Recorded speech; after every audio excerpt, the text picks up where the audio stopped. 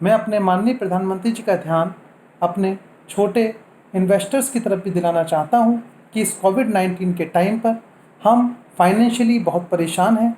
हमारा सारा पैसा, हमारी ज़िंदगी भर की कमाई छल द्वारा एमसीएक्स द्वारा छीन ली गई है, लूट ली गई है। उस पैसे को हमें वापस दिलाया जाए।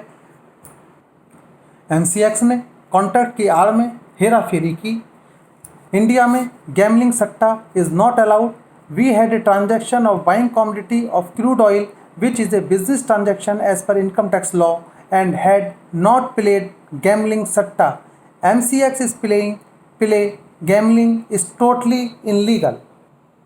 कॉन्ट्रैक्ट स्पेसिफिकेशन में साफ लिखा है based on US day light saving time period, जो इस बात को दर्शाता है कि contract specification with USA with real time calculation based on US day light saving time period. इस केस में एमसीएक्स ने हमारे सारे ऑप्शन छीन लिए। नाइमेक्स में जब एक्सचेंज चल रहा था, एमसीएक्स का एक्सचेंज तब खुला भी नहीं था।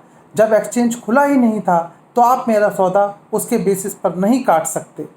अगर आप काट सकते हैं तो नाइमेक्स प्रीवियस क्लोजिंग पर काट सकते हैं, और अगर नहीं तो वो जितने भी सौदे ओपन रह गए वो नल और वॉइड हो गए। Either they should be with the previous date closing, क्योंकि इंडिया में गैमलिंग अलाउड ही नहीं है। और दूसरा point, there is no provision of negative price trading in India system. और एक बात और, इस फ्रॉड के बाद मार्केट वापस रात 11:30 बजे तक क्यों कर दी गई? ओपन पोजीशन इसलिए छोड़ी जाती है क्लाइंट डिलीवरी लेकर, जैसा कि और सभी कमोडिटी में होता है कि अगर पोजीशन ओपन छोड़ दें तो क्लाइंट डिलीवरी ले लेता है। और नॉन डिलीवरी कॉन्ट्रैक्ट से कैसे कट सकता है जब आपका कॉन्ट्रैक्ट ही वॉइड हो गया? हर एंगल से नहीं तो हम डिलीवरी लेने को तैयार हैं, हमें हमारे माल की डिलीवरी दे दी जाए, लेकिन हम 20 लाख रुपए के माल के 86 लाख रुपए की पेमेंट नहीं कर सकते। हमें हमारे माल की डिलीवरी दी जाए, नहीं तो हमारा पैसा एमसीएक्स से वापस दिलाया जाए।